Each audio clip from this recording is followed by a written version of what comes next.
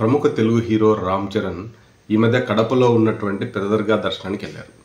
సాధారణంగా ఎవరైనా కూడా దర్గాను దర్శించుకోవచ్చు, అదేం పెద్ద తప్పు విషయం కాదు. కానీ అయ్యప్ప మాల వేసుకుని రామ్ చరణ్ దర్గాను దర్శించుకోవడమే ఇప్పుడు వివాదానికి మూల కేంద్రం అయ్యింది. ఎందుకంటే సాధారణంగా అయ్యప్ప మాల వేసుకున్న వాళ్ళు ఎవరైనా సరే చాలా నియమనిష్టలతో కూడినటువంటి ఆరాధన చేస్తుంటారు. అట్లాంటిది రామ్ చరణ్ గారు అవన్నీ గాలికి వదిలేసి కడపలో ఉన్నటువంటి దర్గాని దర్శించుకోవడం అనేది ఇప్పుడు అందరినీ ఆశ్చర్యానికి గురి చేసింది. దర్గా దర్శనానికి రావాలనుకున్నప్పుడు హిందూ సాంప్రదాయాలను వదిలిపెట్టి దర్శించుకోవాలని చెప్పి మతబద్ధులు చెప్తే ఏమాత్రం ఆలోచించకుండా నుదుటి మీద ఉన్నటువంటి బొట్టును తొలగించుకొని మరీ దర్గా దర్శనానికి వెళ్ళారు. ఇదే ఇప్పుడు అందరినీ కలిచివేస్తుంది.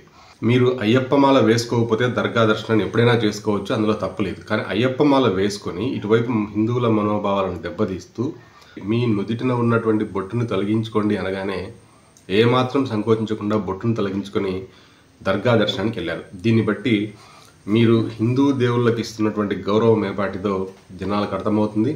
సాధారణంగా దర్గాలలో చనిపోయినటువంటి వ్యక్తులను అక్కడే పాతిపెట్టి వాళ్ళకి పూజలు చేస్తుంటారు. అంటే మీరు ఒకవైపు హిందూ సాంప్రదాయాల ప్రకారం నియమనిష్టలతో చేస్తున్నటువంటి పూజని దర్గాలోకి వెళ్ళి ఒక సమాధిని పూజించి మళ్ళీ ఏ విధంగా మీరు అయ్యప్ప స్వామి పూజని చేస్తారో ఎవరికి అర్థం కావడం లేదు. ఎందుకంటే సాధారణంగా దర్గాలలో చనిపోయినటువంటి వాళ్ళని అక్కడ పాతిపెట్టి పూజలు చేస్తుంటారు. వాళ్ళని హజ్రతులని కూడా అంటారు. అంటే ఈ హజ్రతులు అంటే ఎవరో కాదు, పూర్వం 1000 మంది హిందువులను చంపి వాళ్ళకు సంబంధించినటువంటి ఆడవాళ్ళని లేదా వాళ్ళకు సంబంధించినటువంటి ఆస్తులని మిగతా ముస్లింలకి పంచిపెట్టే వాళ్ళని హజ్రతులు అంటారు.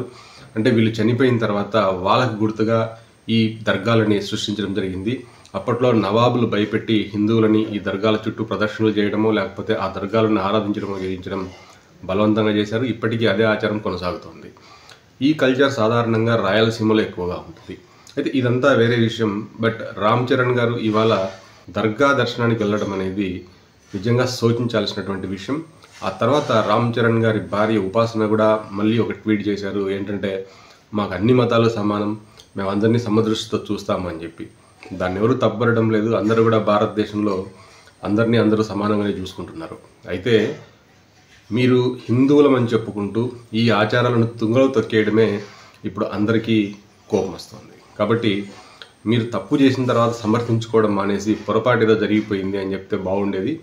దానికి బదులుగా మీరు మళ్ళీ ఇట్లాంటి అంటే అనవసరమైనటువంటి విషయాలను ఇక్కడికి చర్చకు తీయడం అనేదే ఇప్పుడు అందరినీ ఆలోచింపజేస్తోంది. అయితే సాధారణంగా అయ్యప్ప మాల వేసుకున్నటువంటి భక్తులు చాలామంది కేరళకి వెళ్ళి అక్కడ అయ్యప్ప దర్శనానికి వెళ్తున్నప్పుడు అక్కడ ఉన్నటువంటి వావర్ సమాధిని దర్శించుకోవడం కూడా తరతరాలుగా జరుగుతోంది. ఇక్కడ కూడా వావరికి అయ్యప్ప స్వామికి ఏ విధమైనటువంటి సంబంధం లేదు. అయ్యప్ప అనేవాడు వేదాల నుంచి ఉన్నాడు. అట్లాంటి అయ్యప్ప స్వామికి వావరికి ఎలాంటి సంబంధం లేదు.